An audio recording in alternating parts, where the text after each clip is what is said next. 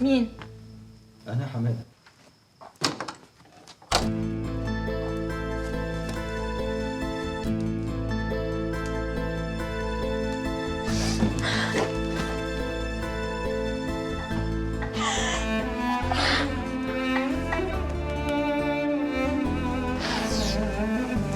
اتأخرت قوي يا حماد.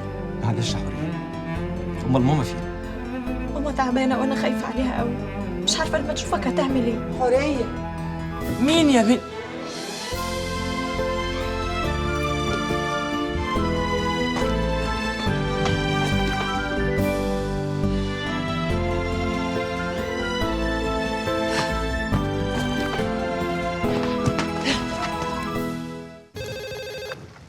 الو.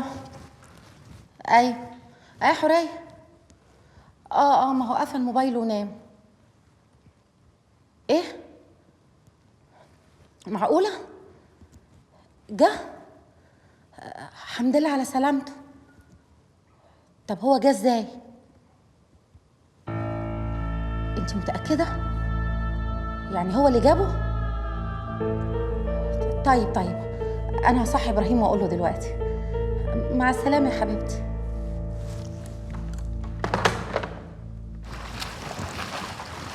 زلطة خرب بيتك ولا زلطة. ايه عايزه ايه؟ خد تعالى اطلع عايزاك. لا اصبري هوريكم برامس. هو ايه اللي اصبر وبلانس ايه وزفت ايه؟ اطلع. مش طالع انا. لو ما طلعتش دلوقتي هفضي البتاع ده. لا خلاص انا. طب بصي خلاصي عايزه اقول وانا هنا. قرب. طيب طيب خرب بيتك.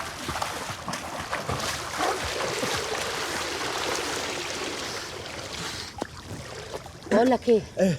اسمع اللي هقوله لك ده كويس وهتنفذه بالحرف الواحد. أنا متشكر جدا يا أستاذ سعيد.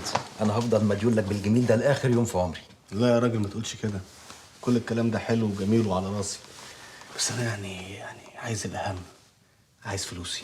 حضرتك جاي الساعة 2 بالليل وبتقول عايز فلوسك؟ طب ازاي يعني؟ زي ما انا جيت الساعه 2 بالليل رجعت اخوك اللي كان تايه من 5 سنين. ولا دي حلوه ودي وحشه؟ خلاص انت هتردح لي، تعالى بكرة خد فلوسك. انا ايه اللي يضمن لي؟ مش انت بتصدقني يا سعيد؟ انا مش قلت لك لو جبت لي حماده هديك الفلوس؟ يا حاجه انا بصدقك وواثق فيكي وكل حاجه، بس انا كمان من حق ابقى ملهوف على فلوسي زي ما انت كنت ملهوفه على ابنك اللي ضايع. ولا يعني ابنك يرجع وانا امك في العشه ولا طارت؟ لو سمحت اتكلم بطريقة أحسن من كده. وانا قلت حاجه غلط؟ انا بقول امك في العشه ولا طارت، ولا كونش امك في العشه ولا طارت دي كلمه قبيحه وانا مش واخد بالي. انا يا ست انا مؤدب وكويس وذوق واخلاق، عايز فلوسي بقى. فلوسي؟ يا جماعة ما حد يفهمني إيه الحكاية. وده مين ده اللي جاينا دلوقتي؟ هتلاقي حد من البلطجية بتوعه. انا ما عنديش بلطجيه يا نسا حوريه، اللي بيني وبينكم كان بالمعروف والاخلاق. والله انا هروح افتح.